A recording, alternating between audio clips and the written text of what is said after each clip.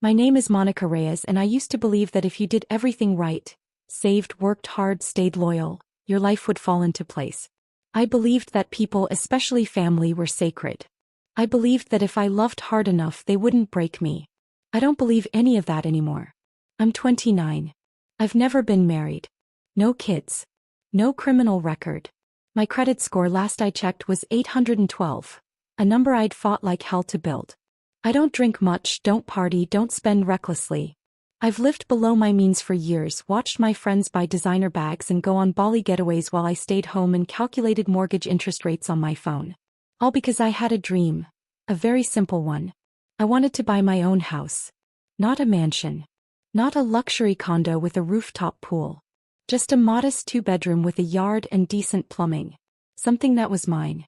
A place where I could put roots down and stop renting pieces of other people's futures. I was close. I'd saved $86,000. I had a pre-approval letter from a local lender and had even picked out a few listings. I thought I was weeks, maybe days, away from walking through a door I owned. And then came the call. Before we dive in, we'd love to hear from you. Drop a comment below letting us know where you're watching from and what time it is for you right now. We're excited to connect with all of you, so don't forget to like, subscribe, and hit that notification bell for more amazing content. Now back to the story. I was sitting in my car waiting for a coffee order, when my phone buzzed with a number I didn't recognize. "Miss Reyes," the voice said.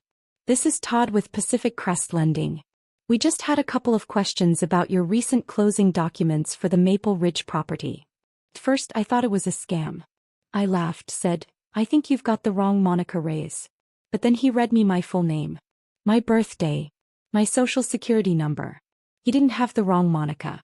I ended the call in a daze. I don't remember driving home. My vision was fuzzy and my heart felt like it was in my throat. The moment I got inside, I pulled up my credit report. That's when the panic hit. There it was in black and white.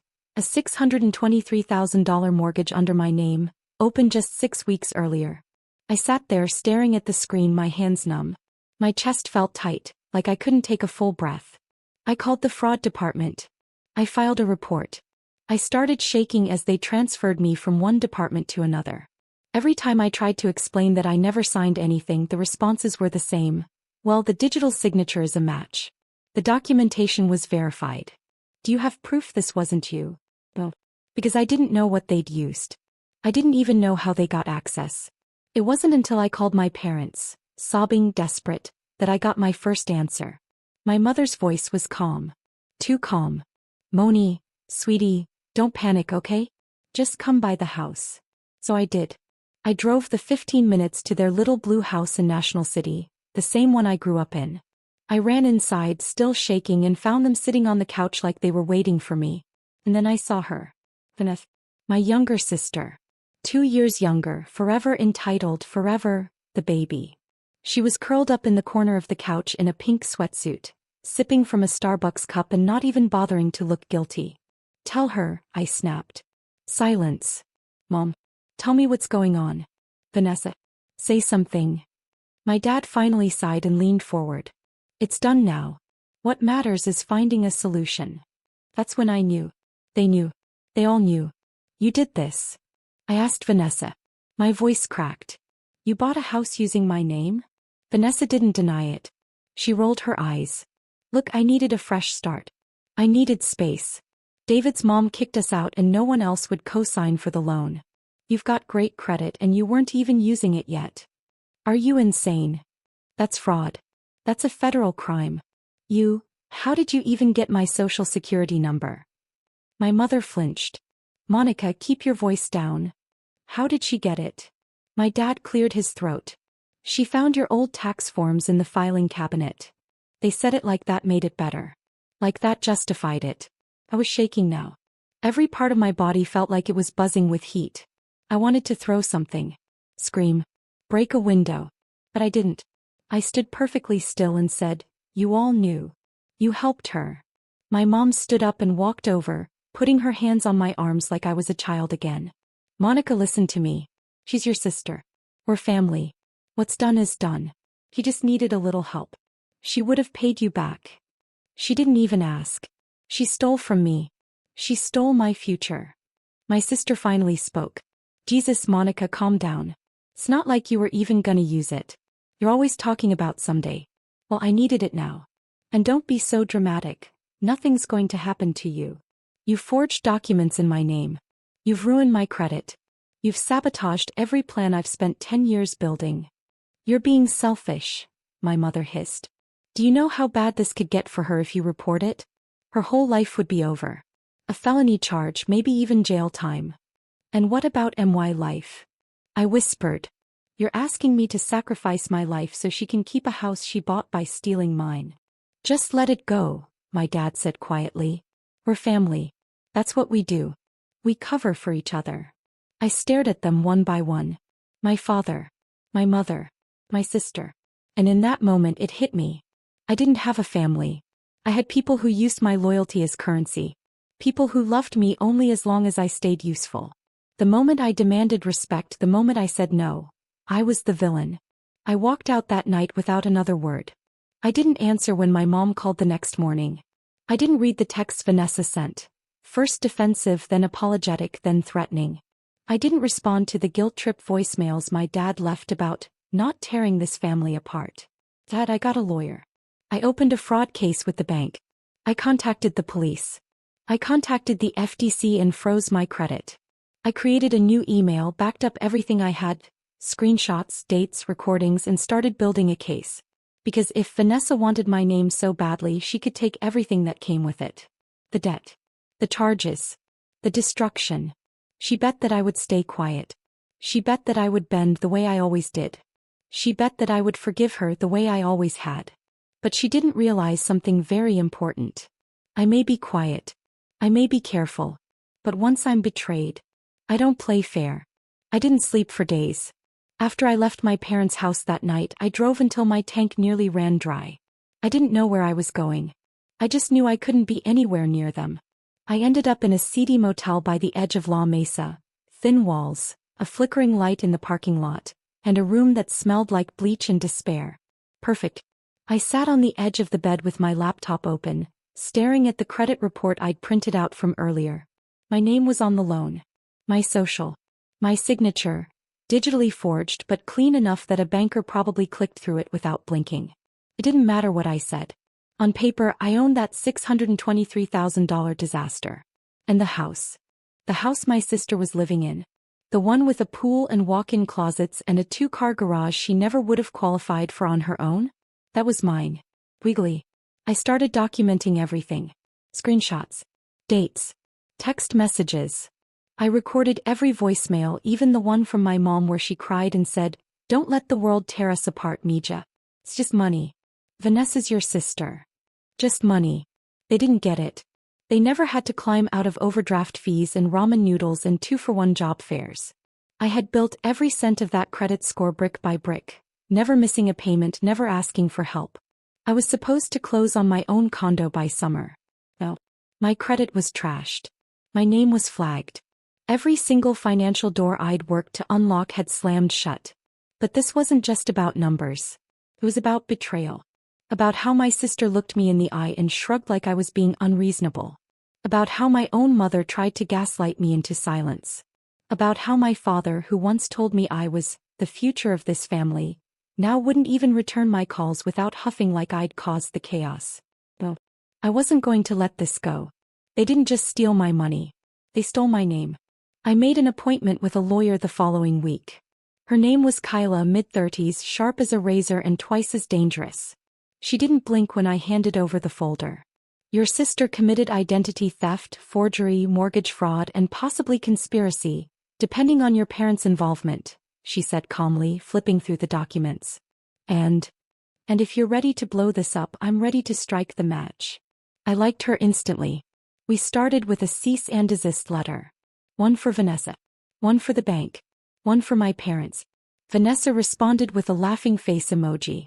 My mom called me an hour later, screaming that I was tearing the family apart.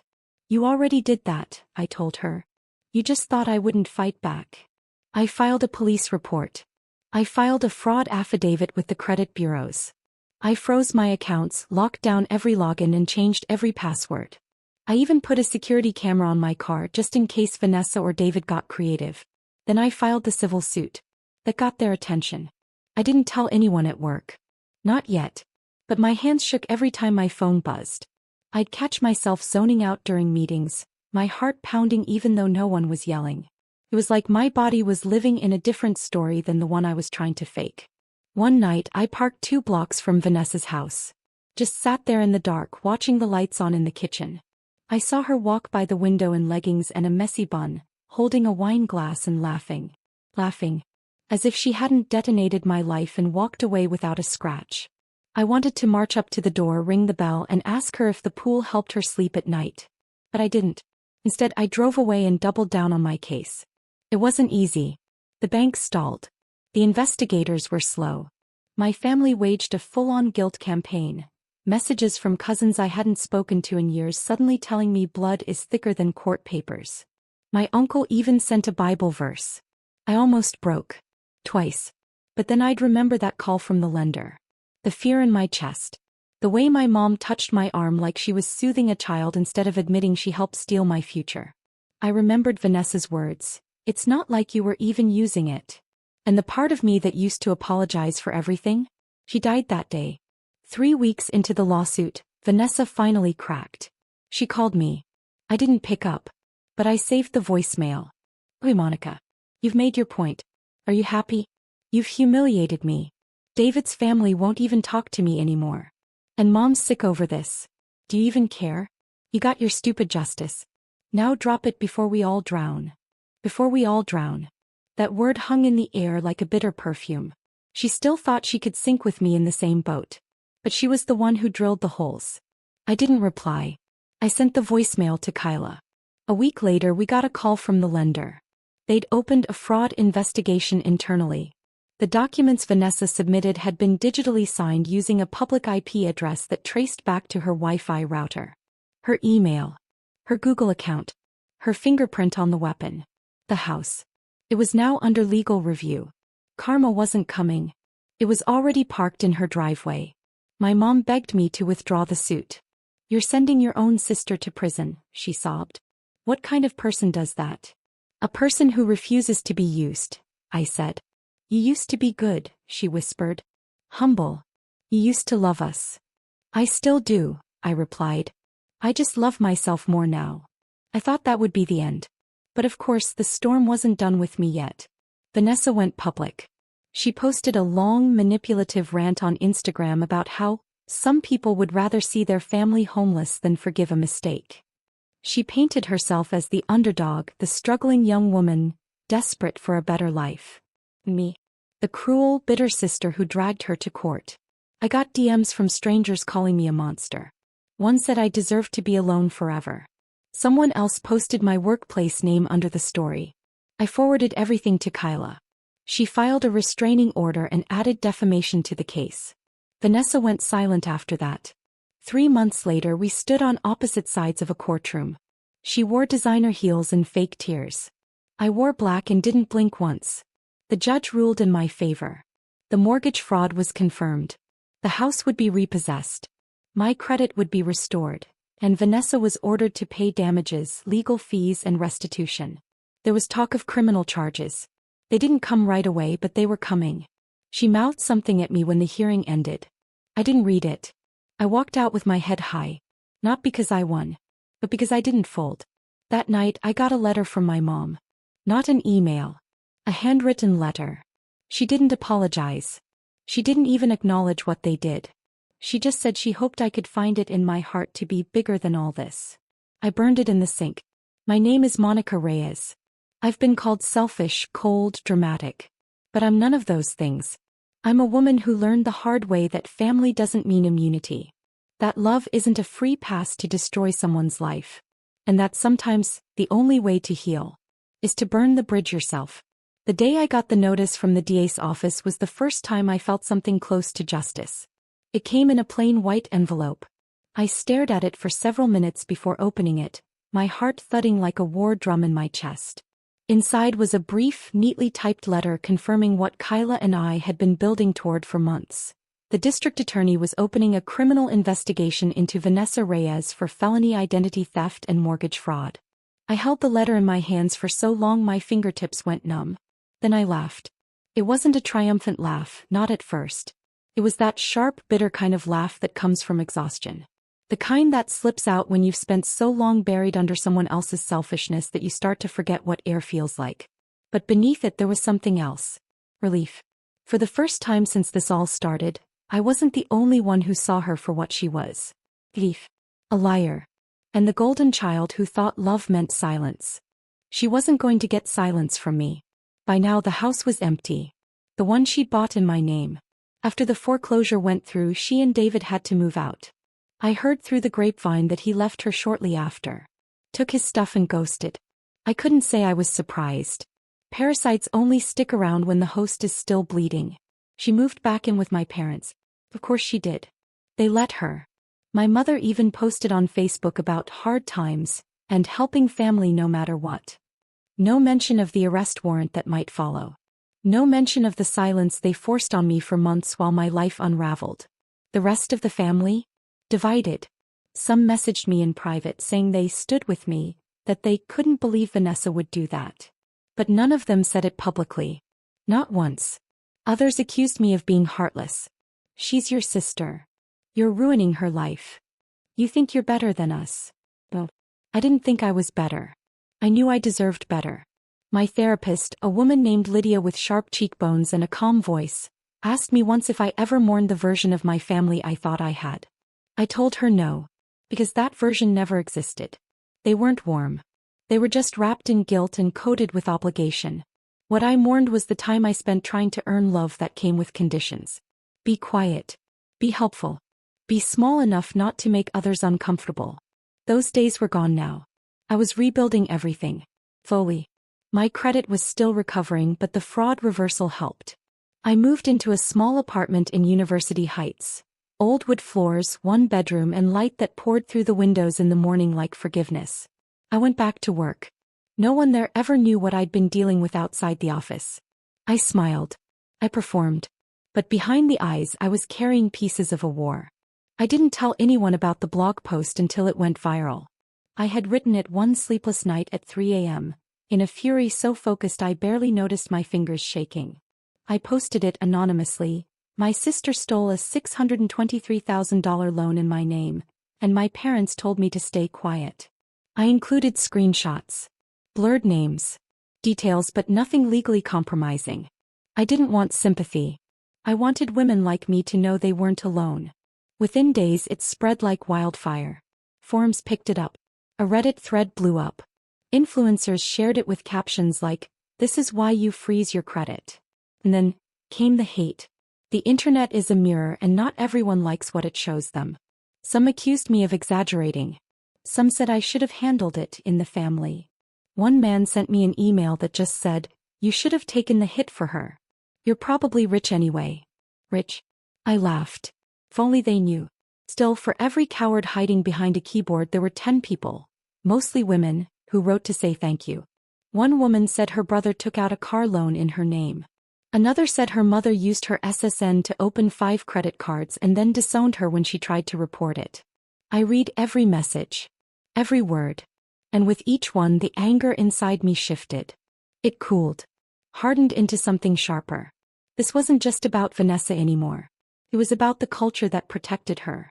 The culture that told me I was making a scene by telling the truth. That I was heartless for not sacrificing myself. Again, for someone who had never sacrificed a damn thing for me. Vanessa was arrested 2 months later. The warrant came through while she was grocery shopping with my mom. She was taken out of the store in handcuffs. My mom screamed at the officer. Called it a mistake. Called me poison. She called me the next morning. "Are you proud of yourself?" she spat. "You've destroyed this family." "No," I said. "You did that the day you helped her forge my name." She hung up on me.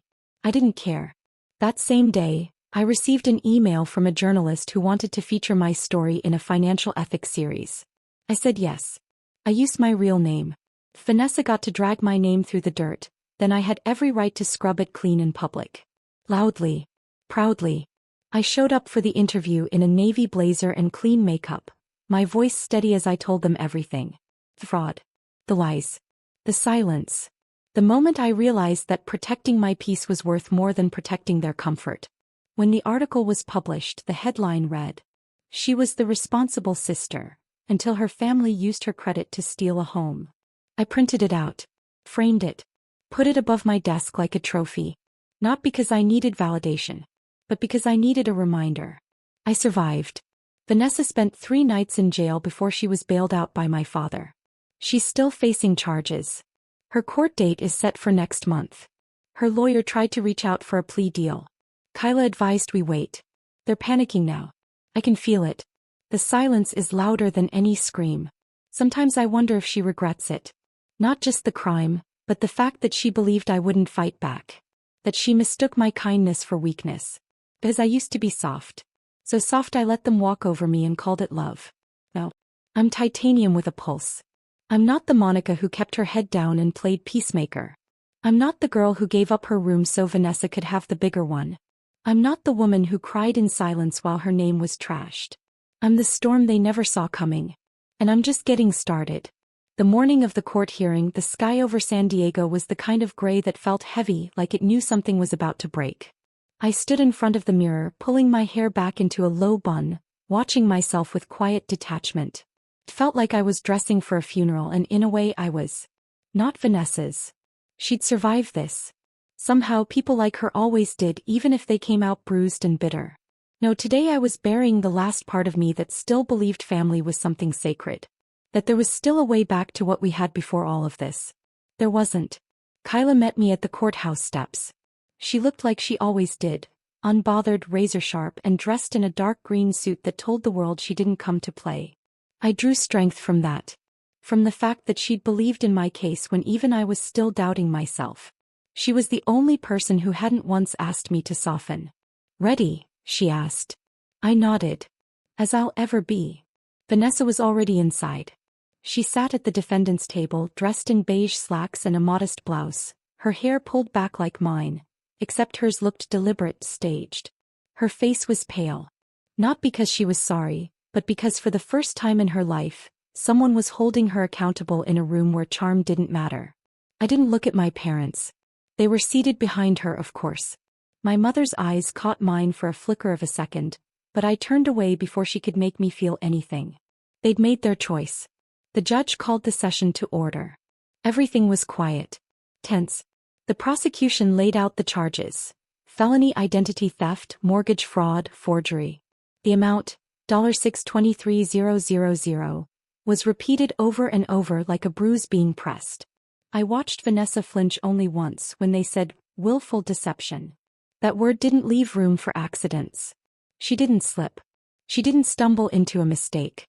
She built this lie brick by brick. They presented the evidence. The loan application. The forged signature. The IP logs. The metadata that proved the documents were uploaded from her email address on her Wi-Fi. The emails from the mortgage broker confirming they spoke to someone using my name, but with her voice. And then came my turn. I took the stand with hands that didn't shake. I told them everything. How I'd built my credit from scratch. Worked double shifts. Said no to trips and clothes and parties just to have a future of my own. How I checked my credit score obsessively like it was a living thing. How I dreamed of owning a house. Not for status, not for show, but because I wanted something permanent. Something I built. And how it was stolen from me. By my sister. With the help of the very people who raised us both. I didn't cry. Not once. My voice was steady. Even when I talked about the voicemail where my mother begged me not to ruin Vanessa's life. Even when I described how they said nothing as I spiraled, how they watched me drown and blamed me for struggling to breathe. I saw Vanessa's shoulders stiffen with every word. And I hoped she felt it. Not just the humiliation of being exposed, but the weight of it. The weight of what she took. What she broke.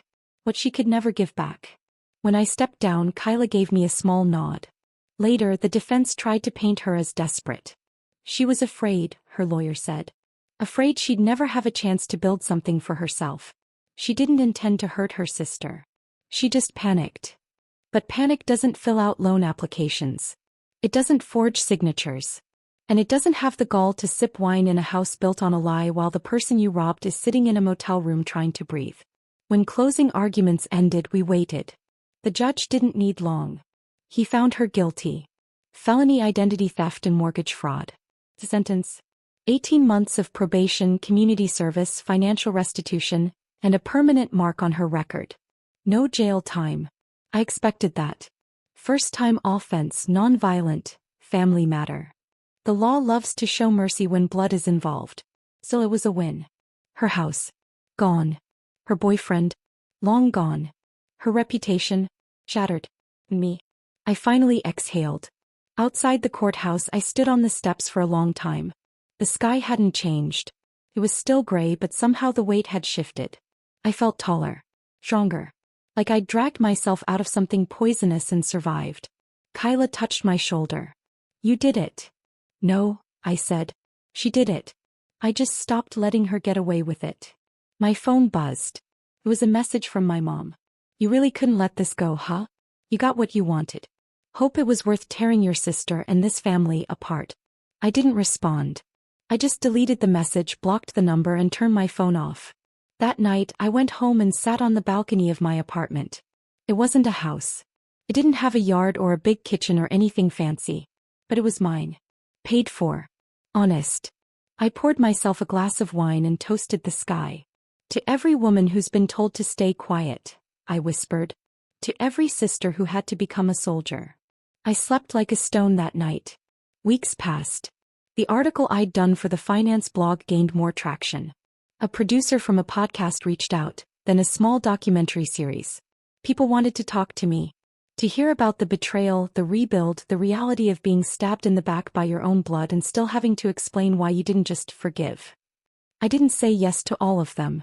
But I told my story where it mattered. In truth. Without shame. One afternoon I was walking to my car when I saw her. Vanessa. She was standing on the sidewalk across from my office building, arms crossed, looking like she hadn't slept in days. Her hair was dull. Her clothes looked worn. There was no camera in sight. No performance. Just her. She didn't speak. Neither did I. We stared at each other for a long time like two strangers who used to share a name. Then she finally said, I lost everything. I waited. She added, Are you happy now? I took a breath. No, I said. But I'm finally free. She looked like she wanted to spit something venomous. To claw back the last shred of power she had. But she didn't. She just turned and walked away. And for the first time I didn't feel the pull to follow. To explain. To fix. Let her carry the weight. I had carried it long enough. I drove to the beach that evening. Watched the waves crash and churn, wild and endless, like something furious and free. I stood at the edge of the water and let it soak my shoes. This was my beginning.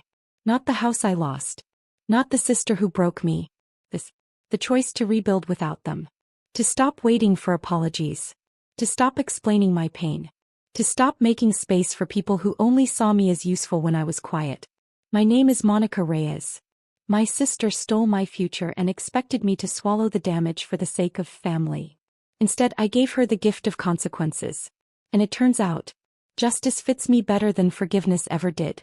If you've ever been betrayed by the people who were supposed to protect you, let this story be your reminder. You have every right to stand up, speak out, and fight back. Don't let guilt silence your truth. And if you're ready for more real, raw stories of betrayal and revenge, make sure to like, subscribe, and turn on notifications, because karma's not just coming, it's personal.